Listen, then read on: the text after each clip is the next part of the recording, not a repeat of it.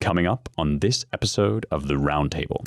All of those moments, the Pelosi moment, the Schumer moment, and just the applause in general, it felt as if they were going for the effect of a kind of roaring surge of applause, this kind of gradual swell of enthusiasm and valiant support for the grand cause of Ukraine. But in point of fact, because Biden's delivery is so frenetic and kind of frantic, he speaks quickly to overcompensate for the fact that he can't speak at all. And so it was just these kind of jackrabbits, like standing up and down and applauding really loud for every half line. It did feel a bit like the simulation was breaking down.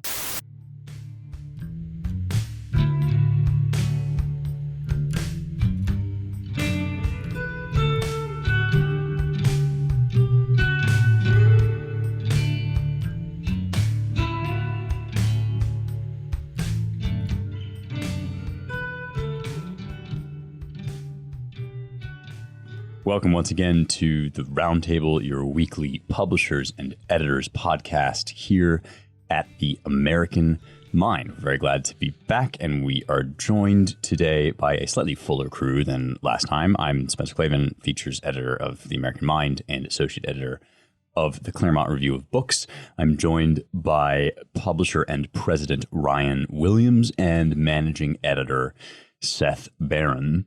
As usual, when we gathered to sort of shoot the breeze before recording the show, we were talking about what we were going to discuss. And it's one of those weeks where your topics are pretty much pre-selected for you. It's hard not to talk about Ukraine. It's hard not to talk about the State of the Union. And so those are the major items on our agenda today. Hopefully, as usual, we'll say some stuff that you're not hearing from the usual talking heads. And we'll start with the State of the Union. It was last night as of this recording.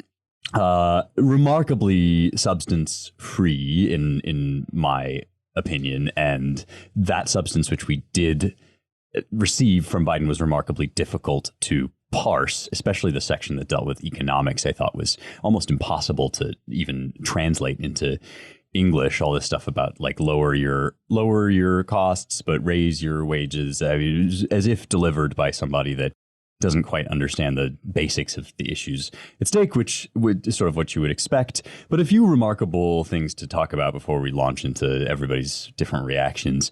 First of all, it was unmasked. It looked a little empty to me. I was wondering if they were socially distancing, and I know that they required a COVID test for people to attend. So some people didn't attend out of protest, but Biden, having days before walked across the lawn in a mask outside, was now happily palling around with all the various attendees, almost none of whom were wearing masks. So COVID's really over, as of the CDC suddenly reversing course on its mask guidance, or at least radically changing that.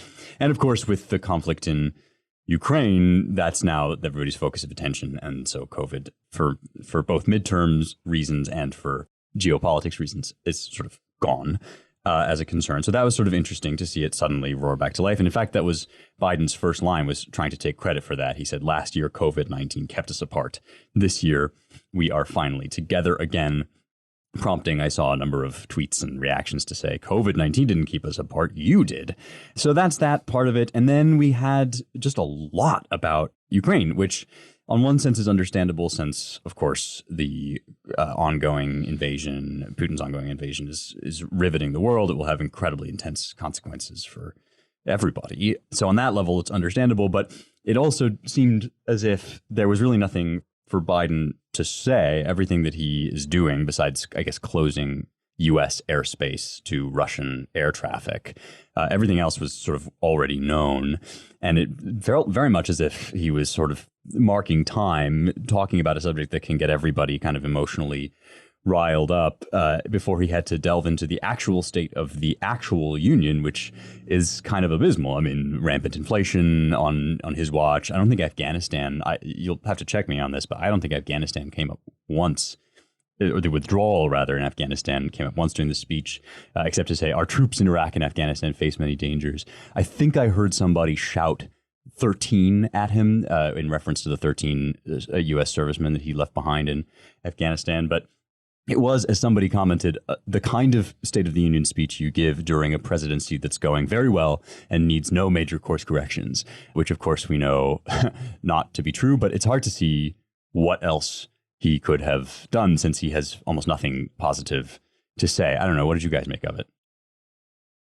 Pretty much the same thing. It kind of reminded me of like if Clinton had given like Clinton's State of the Union speech from like 1997 or 8 or something, where the stock market is just roaring and everything's going great and we're running a surplus, and he's just like totally triumphant before his scandals hit.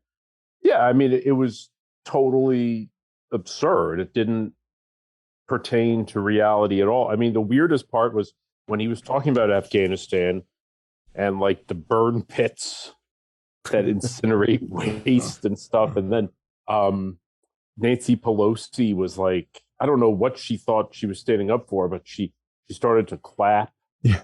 And it was just this like weirdly discordant moment where he's talking about burn pits and she looks like she's like just in ecstasy, like thinking about, I don't know. I mean, it just seemed like something out of the Inferno. Like she's like some demonic angel, like gleeful about burn pits with soldiers standing over them. Whatever. Anyway, so that was weird. The whole Ukraine thing is just so perverse. I mean, it feels like, and we've talked about this in the podcast before. Like, they ginned up all this crazy hysteria and energy about COVID. And well, then once they don't need COVID anymore, I mean, the energy is still there. So where are they going to redirect it? Well, apparently to support for Ukraine. So, I've never seen like this. I mean, this crazy hysteria about a country that nobody's ever really talked about in American politics before. And, it's not like there's a huge Ukrainian constituency in the United States that's always demanding attention or that, people talk about a lot. But all of a sudden, it's the thing. And we're all in favor of Ukraine. We all hate Russia. I just don't understand how anybody with like a gram of self-respect could just announce themselves total like 100% four square behind this particular cause. But apparently everybody's doing it. Yeah, well, we can go into Ukraine in a little more detail in a while, but as for the State of the Union, I mean, the Pelosi thing, and then also the Schumer kind of got up early to try to start clapping, and then like awkwardly sat back down, and then he realized the applause line was 3 seconds later. It just shows how much these staged partisan events are just theater. I mean, really, no one should take the State of the Union seriously by any president, really. We all, had some fun with Trump's State of the Unions because it was sort of, it was tailor-made for his skill set, and it was a good show, usually. There wasn't much of that theatrics with the Biden State of the Union, except for the kind of homely-looking Ukrainian ambassador. That was one of the theater pieces.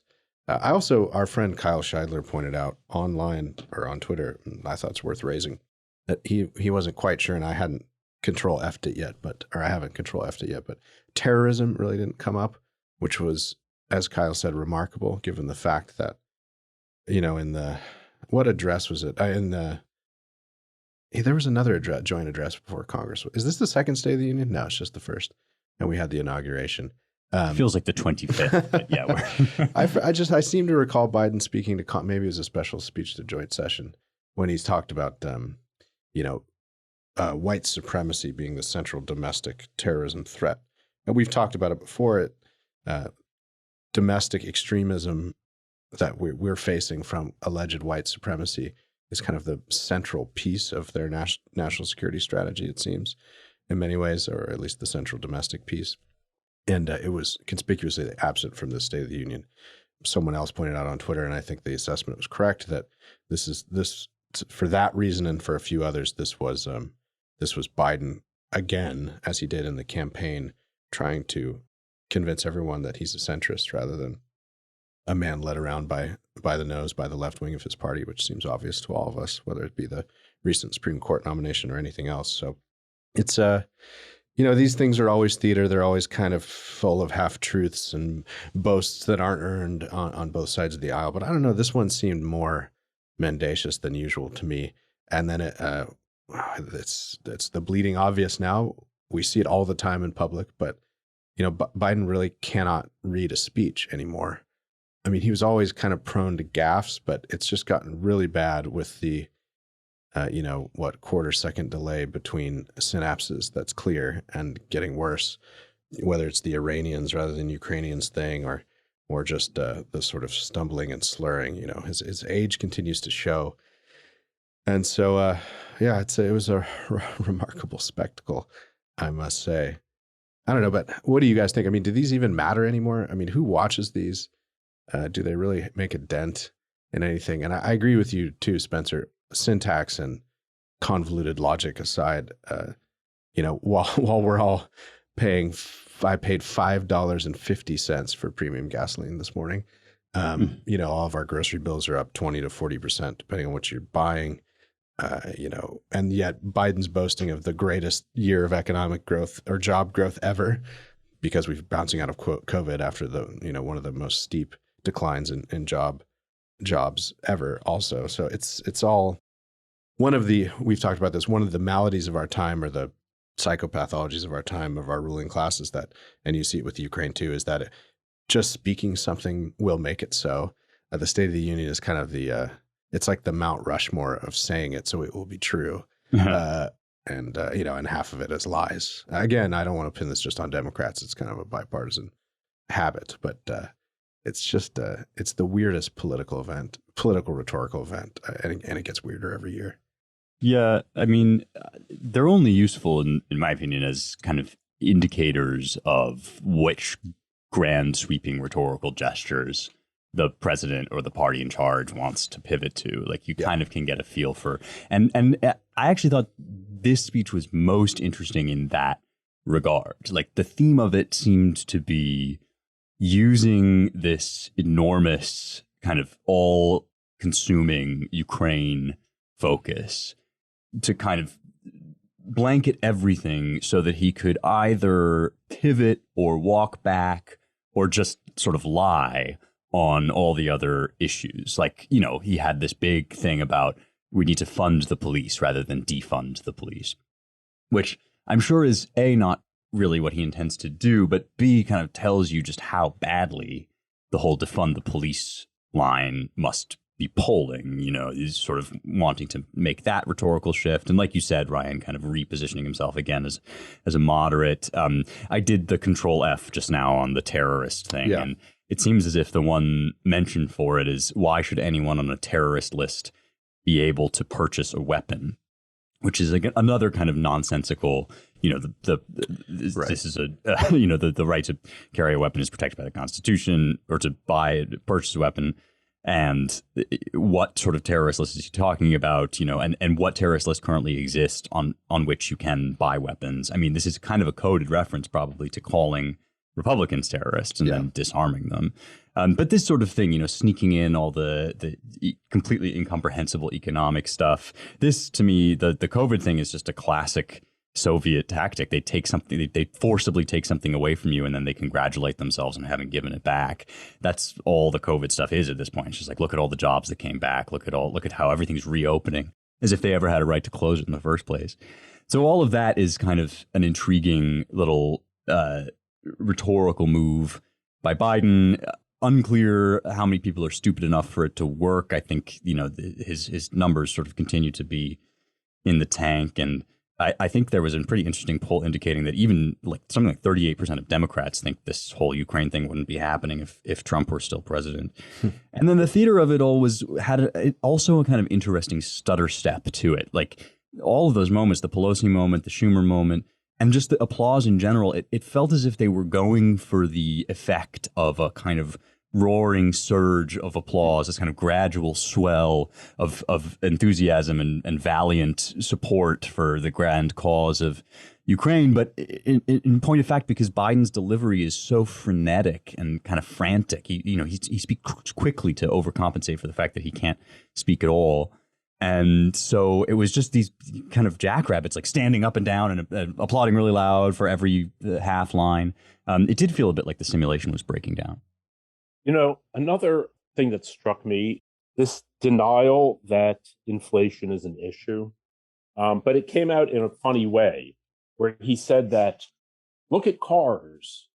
The rise in the price of cars is 1/3 of all inflation. Now, most people are not shopping for cars, okay? So that's not where people are feeling inflation. But it's this idea that, like, oh, well, the official inflation rate, whatever, 7 or 8%, according to my economists, 1/3 of that is from inflation. Well, people aren't really registering the impact of inflation based on the official rate and its components. I mean, they feel it the way Ryan did at the pump or at the grocery store, or the way we all are. So the way they keep pretending that this is just something that, it's just an effect of, the lack of semiconductors, which we're going to start producing. Now, that is the biggest lie he told. From what I gather, not only is it that we're not going to start producing semiconductors anytime soon, but there's literally no way we could, because we've wiped out essentially the capacity. We have to start from like scratch. I mean, start from nothing. It's not like we have the factories available or we have even the blueprints available. Like, that's not how this sort of thing works. Another funny thing regarding his effort to position himself as a centrist, or the party's effort. I mean, when have you ever seen a State of the Union speech that was followed up with a rebuttal from the president's own party? Right. Having Rashida Tlaib get up to say, oh, well, okay, yes, you've got some Republican governor giving a rebuttal, but I'm also giving a rebuttal. I mean, it's obvious that that's the way they're trying to position him, like, and as though this was something that wasn't ginned up. You had people in the Democrats saying, why is she doing that? That's not right. But obviously the whole thing is staged to produce this effect that you've got the crazy left and the crazy right, and then Biden, good old Biden's in the middle, just trying to, enact some common sense lunch bucket type reforms to help the American people. It's totally meretricious, but apparently 27 million people watched it. I mean, that seems like an awful lot. I can't believe that that's really true. But I don't. I mean, I was talking to somebody who was like, why is he doing this? I mean, this just seems like a really bad idea in the middle of the whole invasion. I was like, oh, he'll say a few things and his polls will go up like 0.02 points. And then they'll flop again. And, that's kind of what this is all about.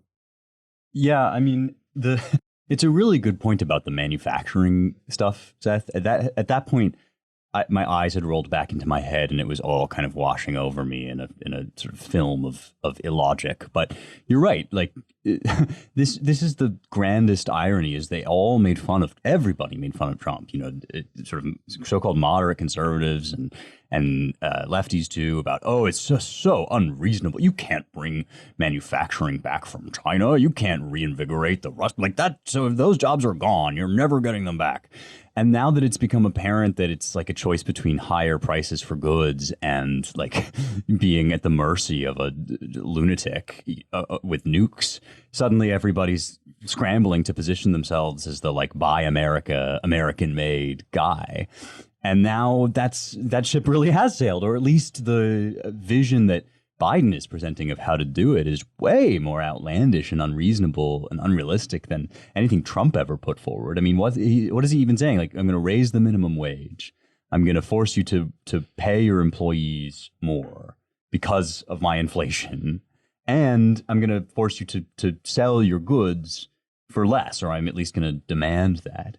And there's just something like that simply does not add up, and shows how unserious the whole thing is. That the theatrics of it is really obvious here. Like that doesn't relate to anything real that's actually going to happen. I wouldn't think.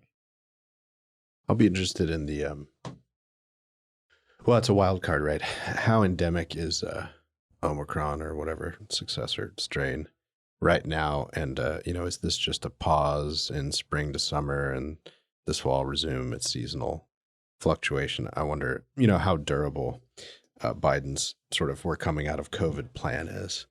We've joked about it before. I suspect, it come hell or high water, it will last through election day at least. So that will be one interesting thing to watch. I'm here in LA County. I told Spencer we don't need to talk about COVID again, but so we won't. But I'm here in LA County, and we're now told that even in LA County, which was a leading hysteria epicenter about COVID, now as long as you're vaccinated, you can go indoors without a mask. So whoopee. Yeah. I mean, it's sort of like they're pulling it out because they have no other credit to offer to Biden's name. Like they're just rummaging around in the bin for anything they can get. And yeah, probably they would have preferred to keep COVID hysteria going until 2022 at least, or even 2024. But there's at this point, like, got to pull out the reserves. I mean, do you guys think this sort of squad response that Seth is talking about, is that an attempt on the Democrats' part to sort of assimilate the radical young contingent into the theater and thereby neuter it? So if she's getting up and making this speech, then like she's had her say and now they can kind of move on with whatever they want. I mean, or maybe it's futile to speculate, but what do you think about that?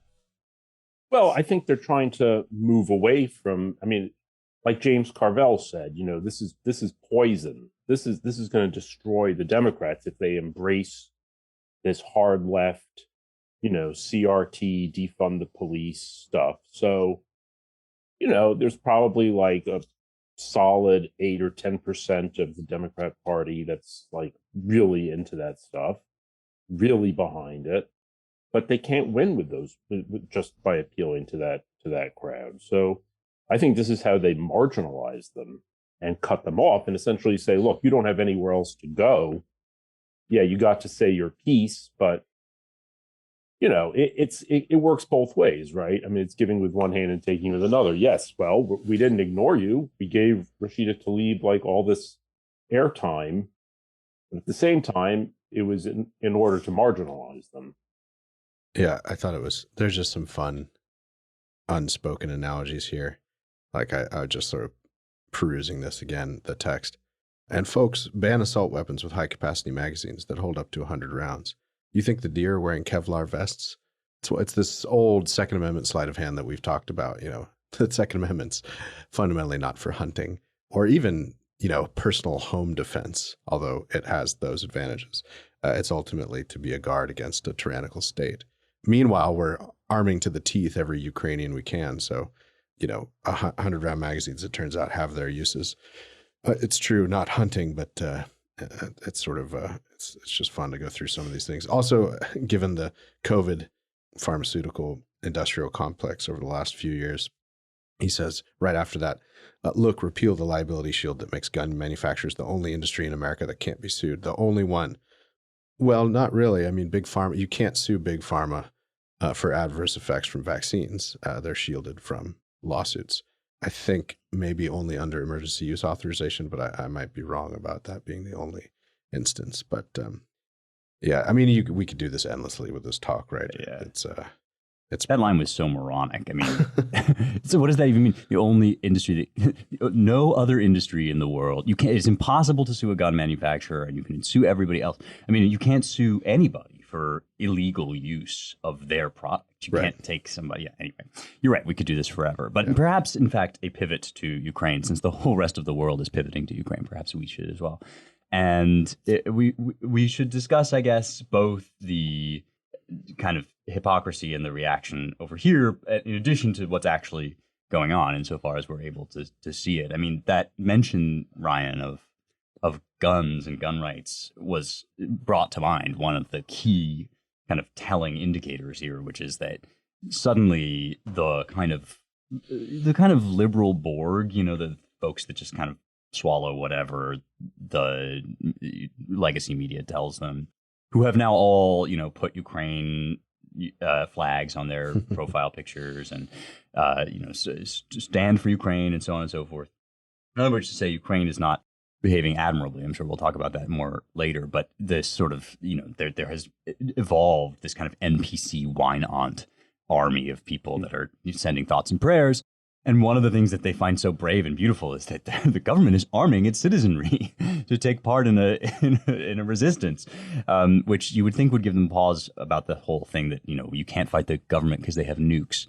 Right. But of course not. I mean, of course, we only seem able to see this conflict through our kind of stultifying, pre-existing American frameworks, which include, underdog fighting. We should get in on their side. There's all sorts of crazy, unhinged sort of ideas being floated in the press about well, maybe we should have a no-fly zone, which of course means war. I mean, that's you're gonna shoot down Russian aircraft in order to protect the no-fly zone. Yeah, you're going to be at war with nuclear power.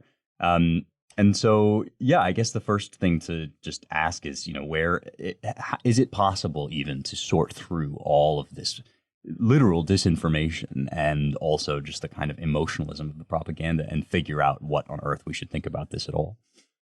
It's remarkably hard to get reliable information on what's actually going down.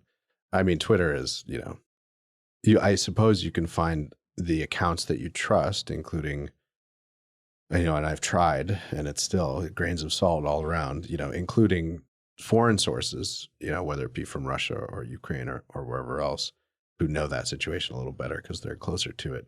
And, I don't read Cyrillic Russian, so, we're kind of at the mercy of translators and interpreters. But and it's compounded by the fact, great theme of this podcast going well back, that, our mainstream media outlets in the United States in the Trump years increasingly, but really it's been a trend in the post-war era, are kind of on the side of one of the two major political parties and its philosophy of government. And they often unconsciously and then sometimes much more mendaciously manipulate and run information operations rather than report the news straight up. Now, there are good reporters, even international ones, even at the New York Times and the Washington Post, but they're fewer and fewer and farther between. I mangled that, whatever that colloquialism is, but fewer and farther between. Yeah, anyway, that didn't fix it either. It doesn't matter. It's just, it's remarkable.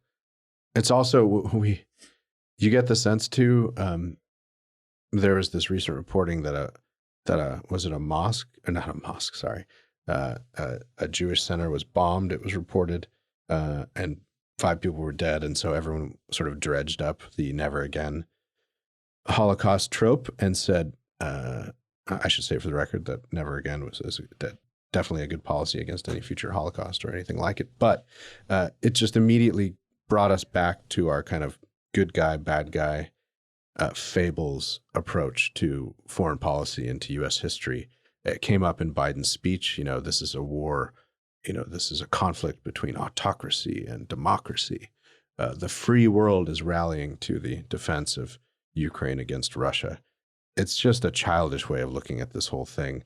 The truth of the matter is, the aggressive expansion of NATO over the last 30 years has pushed Russia into a corner, and they've been acting on it in Ukraine since, as you say, as one would say, kinetically and aggressively since 2014 and Crimea and all that. And the Zelensky regime is in many ways a propped up puppet of the Western elite world. Now, not all of that world is corrupt and evil and has ulterior motives, but a lot of it is. And that general clique of people, transatlantic types, have a certain view of government and human nature that is opposed to, 45% of the US. So this whole thing has to be viewed in that larger struggle. And so the propaganda, both issuing from US media and probably from Russian sources and from kind of NATO and Western Europe adjacent sources, is relentless. It's thick. It's hard to figure out. It's hard to cut through it all. Finally, just one last point. Zelensky, who's a comedian and an actor, it looks like maybe he's playing that role here too. It's hard to see where president of Ukraine and president of Ukraine ends and crisis actor begins. And so he's playing his role as well. So it's a real mess. I would just encourage our listeners, and our listeners are pretty savvy, so most of them are not falling for this, that, this is not a black hat, white hat conflict, and it's sort of a piece. What we ought to do about it and how has to be weighed against, this is no Iraq. This is a though it has, the Russia has the GNP about the size of Texas or a little smaller. It's still bristling with nuclear weapons. Its leader and a lot of its ruling class feels that their backs are against the wall with NATO expansion over recent decades, and I think they're going to end up carving up and keeping, and as a buffer, a decent chunk of Ukraine. And so I think any rational citizen in America has to make their peace with that and realize that, it's not the good versus evil, we must triumph at all costs struggle that it's made out to be. Now, one thing to Biden's credit, he did say in the State of the Union, and this is good, we're not going to war over this. Yeah. I just hope we don't maneuver ourselves and our allies into a place where things get out of hand in a way that we should have been able to foresee and control and avert, because this is pretty high stakes and a lot could go wrong. Yeah, absolutely. I second all of that.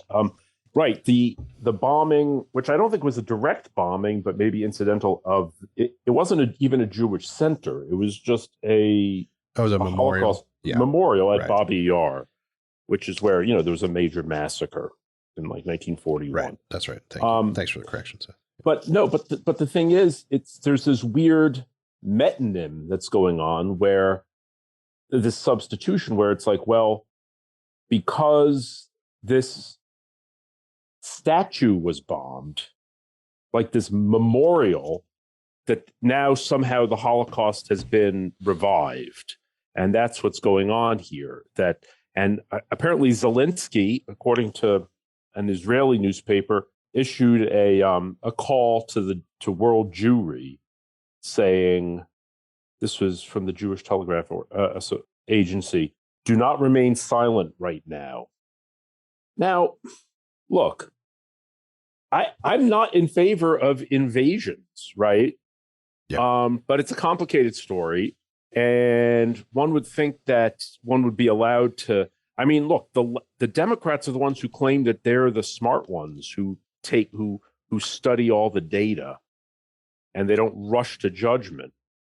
But it seems like even being allowed to kind of peer through the fog of war to get a sense of what's going on, that's what Putin wants you to do. So why are you doing what he wants? The New York Post had an editorial today saying, like, we really need to, we have to intervene to save Ukraine. Yeah, it was insane.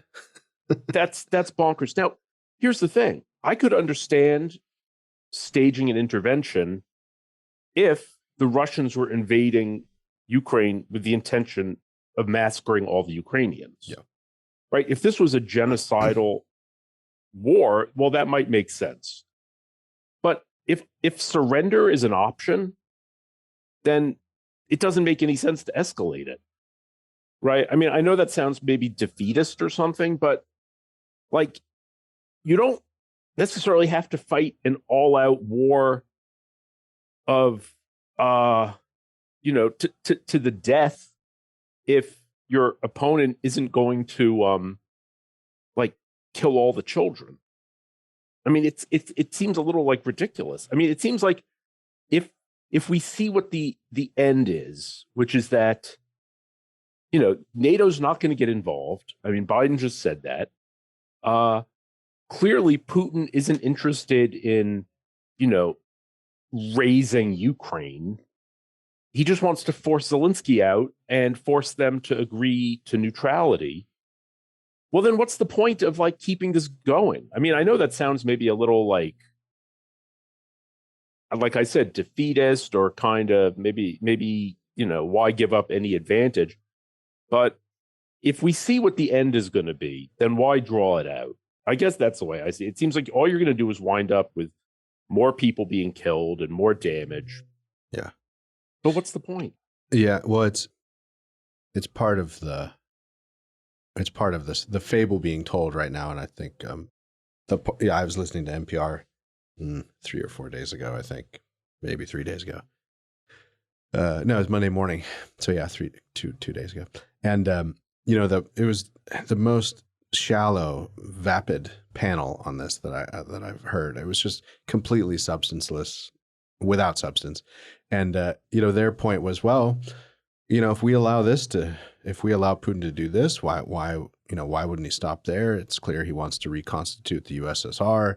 So the Baltics will be next. And, basically, history has moved on from such things. Doesn't Putin know this? It's sort of this weird, lazy mishmash of historicist thinking that somehow, we've conquered power politics in the style of the 19th century or even the first 40 years of the 20th, and somehow this is so anachronistic that it must be halted at all costs. It just is so stupid. There's an interesting, it's not that long, but the kind of one of the leading power politics realists, I forget the technical term for his school of international relations or study of this kind of stuff, John Mearsheimer, who was famous a decade or so ago for writing this book with a co-author about the Israel lobby and U.S. foreign policy. But Isaac Chotiner, certainly no disinterested journalist, to be clear, in the New Yorker, interviewing Mearsheimer about what he thinks about all this. And Mearsheimer says, and I'm not necessarily endorsing this view, although it seems to make some sense to me. We basically pushed Putin to Crimea in 2014, and we've pushed him to this. This is basically our fault.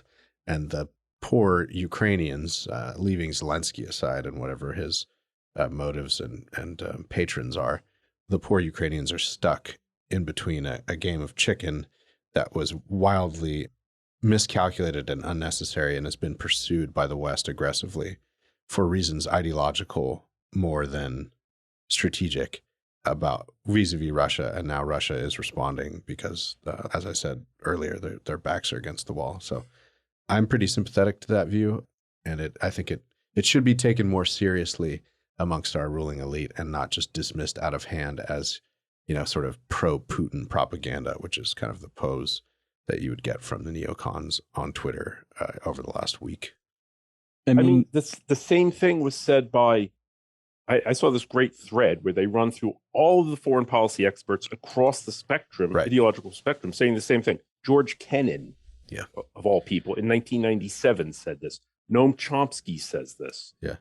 Kissinger says this. Yeah. They all say this. They're all like, look, sure, you can, yes, Ukraine has the right to join any association it wants. Sure, great. But in the real world, there's like, you move one part, another part moves. So the outcome is known and expected, and it is this crazy game of chicken, from what I gather. Not being unlike everybody else, all of a sudden being an expert on Ukraine-Russian relations, but it does seem like that's what's happening. Sorry, Spencer. No.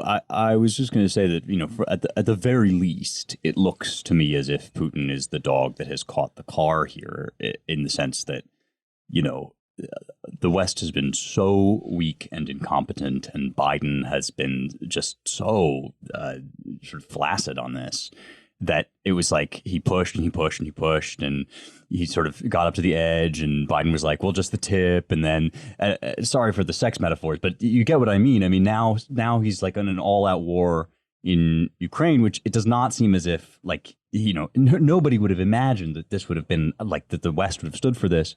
But of course, our energy dependence and all of that make us so weak that we've just sort of let this happen. And I mean, one of the things that in reality you might think we would be looking to do is find an off-ramp for him, some sort of promise about NATO won't extend, or, get those two territories or something like that, so you can limit the amount of damage that's done. But the rhetoric about this is so cartoonified. And, you know, maybe it's limited to like Twitter pundits or whatever, but the way this works usually is Twitter pundits kind of filter down into the zeitgeist and the atmosphere. And then if suddenly the random musings of some blue check become the official policy of the Democrat Party, and all of these completely empty, meaningless gestures, most akin in my view to the BLM black squares on Instagram, where everybody's not only posting the Ukrainian flag, but they're like, I'm throwing out my copy of Dostoevsky because he was a Putin stooge, you know, or whatever the insane gesture they're making. And I saw, you know, not to harp on this one post, but I saw a sort of distant friend of mine post this thing like, you know, I really need us to consider that the concern we're showing for Ukrainians is what we should show for Afghanistan, you know, people in Afghanistan, Afghanis, and all those black and brown people who were invaded by the U.S. And what you really need to consider is that if all of us standing up together on Ukraine have this much power, then what could we do for marginalized people?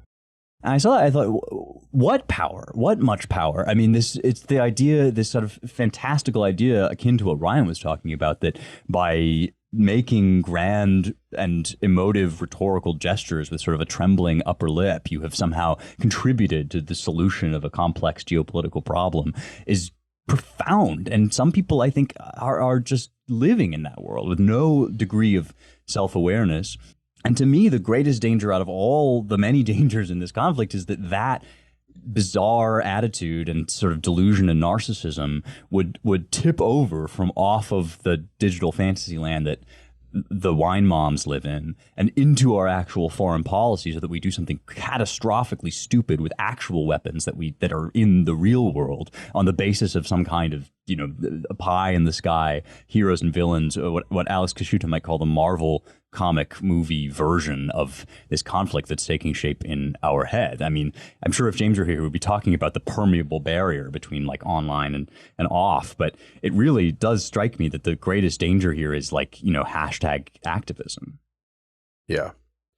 Yeah. And you see that's the other, it's some folks have taken notice of it, of course, but the identity politics of the West is wrapped up in this. You alluded to it already, Spencer, but remember, you know, we weren't even allowed to say, you know, the Chinese flu or the Wuhan flu without being accused of anti-Chinese racism.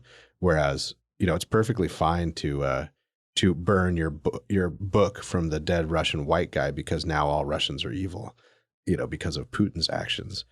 Then you also have the fact that the Western ruling class, especially on the kind of center left, Victoria Nuland, of all people, caught on a hot mic in recent years, bragging that, you know, regime change in Moscow is our goal.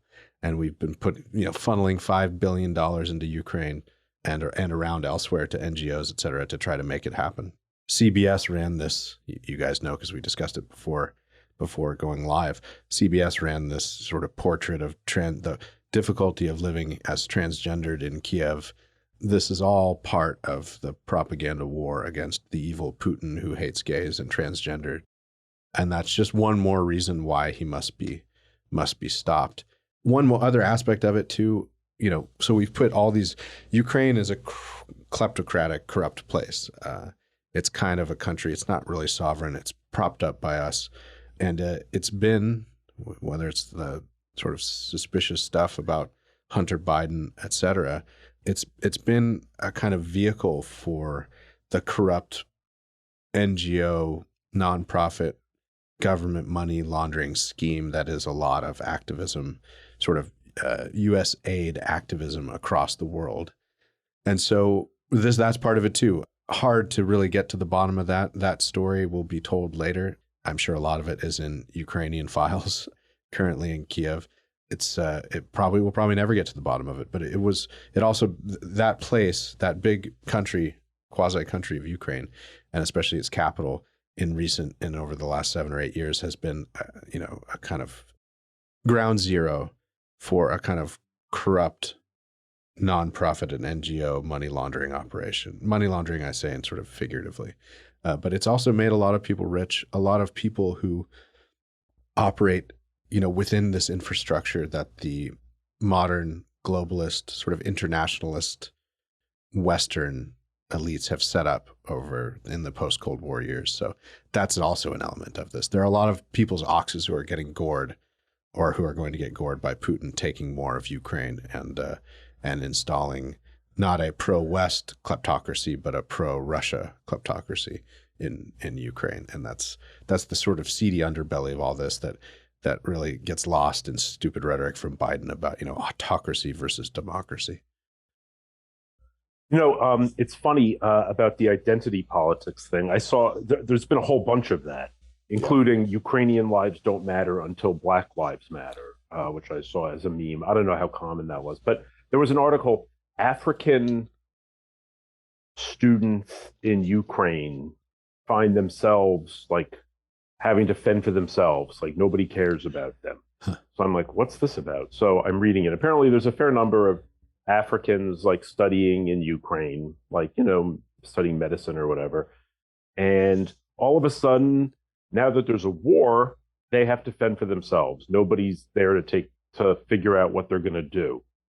But so I assumed starting the article that they were all being like, I don't know, singled out for persecution. No, they're the same as everybody else in Ukraine, which is trying to figure out what they're going to do. Right. It was like the weirdest way to situate the story, trying to, I guess, make it relevant to Americans who have been completely, overdosed on this frame of like, how are Black people being treated worse?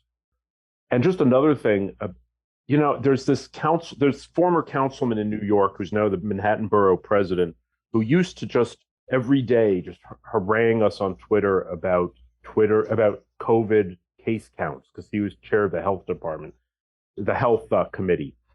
Now, the other day, he's going on about how we need to seize, and I guess Biden mentioned this too, we need to seize the luxury apartments of all the Russian oligarchs. Now, I mean, I suppose you could figure out a way if Putin owned things, or if the Russian I mean, this is not a country we're at war with. Right. And can you imagine how much Manhattan real estate is owned by plutocrats and oligarchs from around the world? Like any country you care to name, there's going to have like human rights abuses, and billionaires owning Manhattan real estate. Another thing, why is it that only Russia has oligarchs? Does the United States not have oligarchs? Surely we have oligarchs who are richer by far than the Russian ones. I mean, the Russian oligarchs, they seem to own a lot of mineral rights. But as James, I'm sure, would point out, like, that's like nothing compared to the power you have if you own like the internet. Yeah, the whole thing is really grotesque. I guess one distinction, just partly an answer to you, Seth, one distinction we could draw is that American oligarchs, though they look like oligarchs because of their amassed wealth, didn't come by it in the same way as, say, that clique around Putin, who some of whom are former KGB people, others that basically participated in the looting. We should admit, aided and abetted by economists from Harvard in the post-Soviet 90s. So there's a certain less legitimacy to their wealth, I suppose. So they're thus more kleptocratic or oligarchic. But no, I take your point. Or for that matter, Chinese. I mean, yeah, Chinese oligarchs, which you don't become very rich in China without being a member of the Communist Party in good standing. They're buying up giant ranches in Texas. They're buying up all kinds of stuff across California, et cetera. So that kind of rhetoric is pretty reckless, to say the least. Well, pecunia non olet, as a smart guy once said. That's right. I mean, the real rhetorical whiplash will come when China invades Taiwan and all of a sudden, like, sanctions are irresponsible or whatever. Because it's like people are saying, oh, well, nobody's going to boycott Chinese products.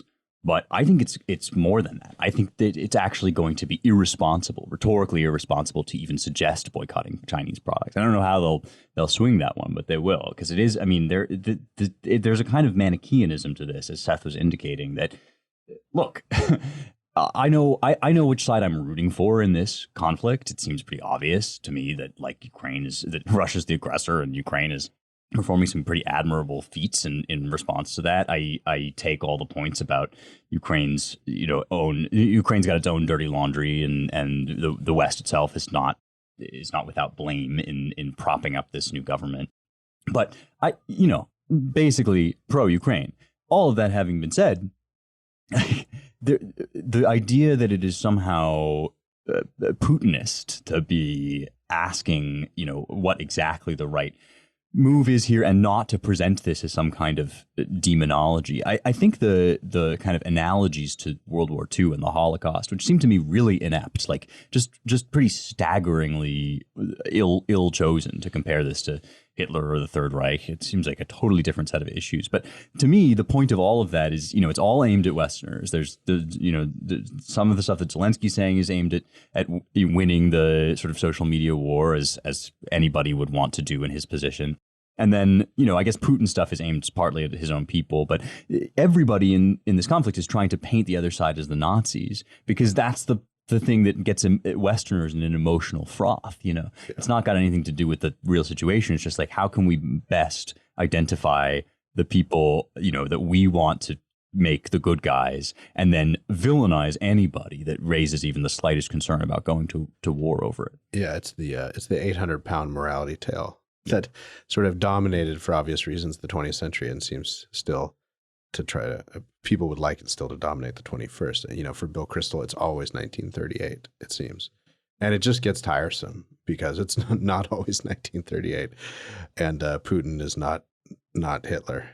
It could be just as bad as 1930. I mean, we could be about to go into something just as bad as World War II. I don't know. I don't know the future. But even if that's true, it's still not 1938. Like the problem is not the pitch of the comparison even so much as just the kind of obsessiveness of it, and the way it makes it impossible to actually think clearly about what's going on. Sorry, people have no historical register. Exactly. So the only thing Americans know about is the Holocaust and Emmett Till, and everything has to be cast in one of those two frames. Right. By Emmett Till, I mean, the civil rights and slavery and all of that, and lynchings, and then the Holocaust. So if it doesn't fit either of those, it's just kind of incomprehensible. So everything has to be boiled down to that. By the way, I just want to note that apparently we're cutting off all discussions with Russia, except about restoring the Iranian nuclear deal. Like, that's still on the table, because that's the number one Obama-Biden priority, is making sure that Iran has nuclear weapons. So that's the one thing we cannot stop talking about. Yeah, I mean, I do sort of wonder, like, if it's not just LARPing all the way down, like that kind of Fukuyama. I hate to use Fukuyama's name because this is really, I don't think what he was arguing, but this idea that, as Ryan was suggesting, like, history is over now, and liberal democracy is the way of the future, and anything that threatens liberal democracy is regressive and backward, and like, people just don't do that anymore. They just don't invade. Like, I sometimes underestimate how attractive a story that is. I mean, besides its obvious flaws historically and intellectually, just it basically institutionalizes the little private deal that we always make in our own hearts with the world. We're always saying to ourselves, well, things can't really get that bad. It wouldn't really happen to me. A million different ways. I wouldn't really get a terminal illness. I wouldn't really, suffer in a war or have to be a refugee. And like, we make that little deal all the time, but there's no one on the other end of that deal. I mean, the world is the world. It remains terrible. There's awful things that happen. They could well happen to you or somebody you love. And in your lifetime, at least one terrible thing probably will happen to you. And so, this kind of just haze of unrealism about that, which is expressed in the end of history stuff, but goes much deeper and into our whole psyche and philosophy of life. Like, I think the disbelief that anybody would be so regressive as to invade another country is very widespread and very real. Like, I'm not sure that even a Biden would think through, like, the reality of Iran having nukes. Like that just doesn't occur to us in our comfortable position to imagine that might actually happen. And that's why we're so shocked at this event too. Yeah. Let's hope cooler heads prevail. As I said, I think Biden's first instinct on this sort of thing is to avoid a wider conflict, and that's, thank God for that.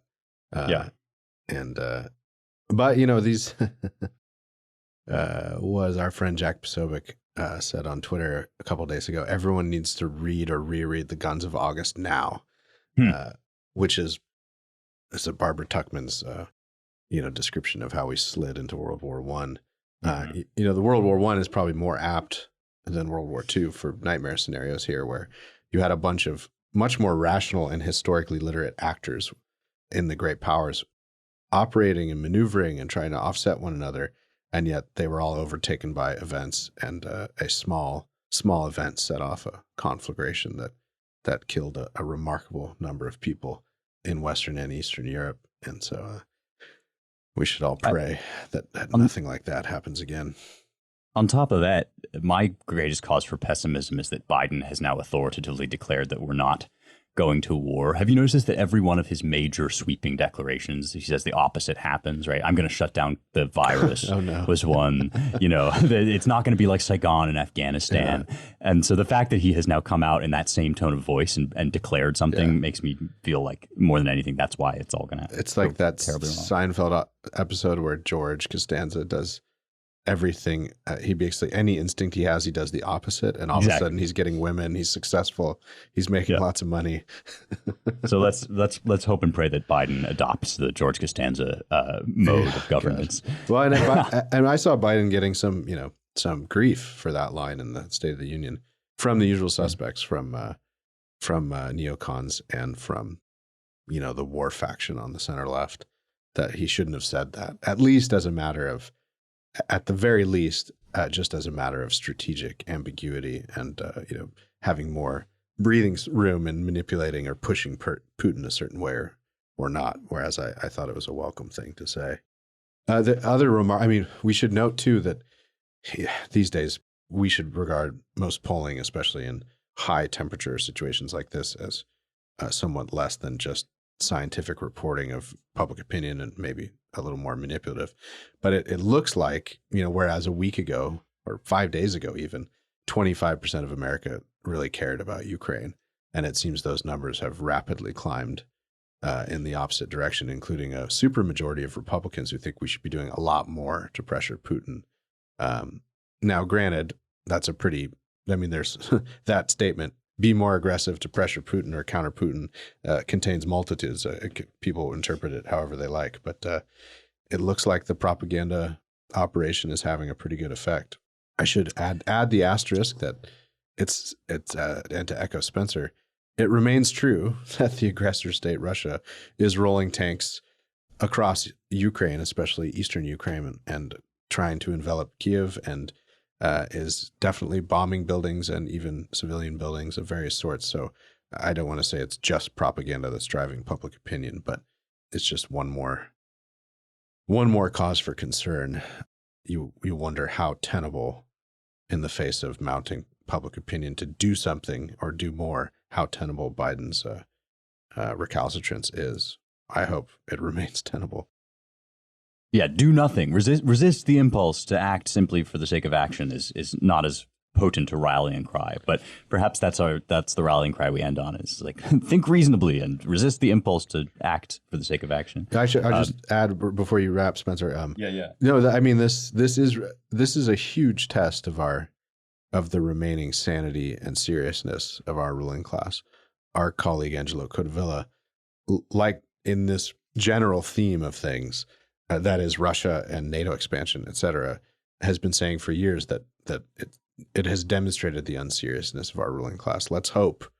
Just one example is the completely geographic untenability, especially if you're not willing to go nuclear, which would be crazy, of holding the Baltic states if Putin goes, basically goes to the sea and shuts off our access to them. He just has all the advantages, and he has a force that has been training precisely for Ukraine and the Baltics. And so given those state of facts, what are you willing to do to preserve NATO? That was always Angelo's point. And Angelo said, let's hope we're not willing to go to nuclear war with Russia over the Baltics, because that's what it would take. And so if you're not willing to do that, you should maybe stop committing one of the high offenses of foreign policy and diplomacy as given to us by Teddy Roosevelt, which is coupling the unbridled tongue with the unready hand. That seems to be a lot of what our ruling class does these days. And let's hope they're better than they've been in recent decades in the next few weeks.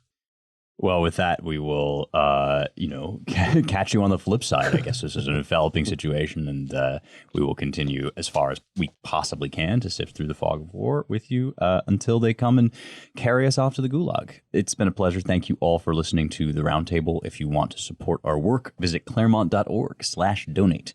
And if you want to learn more about all our projects and writing, visit our websites at americanmind.org, claremont.org, ClaremontReviewOfBooks.com, and our brand new Washington, D.C. based Center for the American Way of Life at dc.claremont.org. Please rate, share, and subscribe at Apple Podcasts. And I will add an extra asterisk on that. It really helps people find out about the show, and you, especially when you give us a 5-star review on Apple Podcasts or wherever you get your podcasts. Thanks to the production and engineering crew, Jake Gannon, Annalisa Lee, and Noah Peterson. And thank you all for listening. Talk to you next week.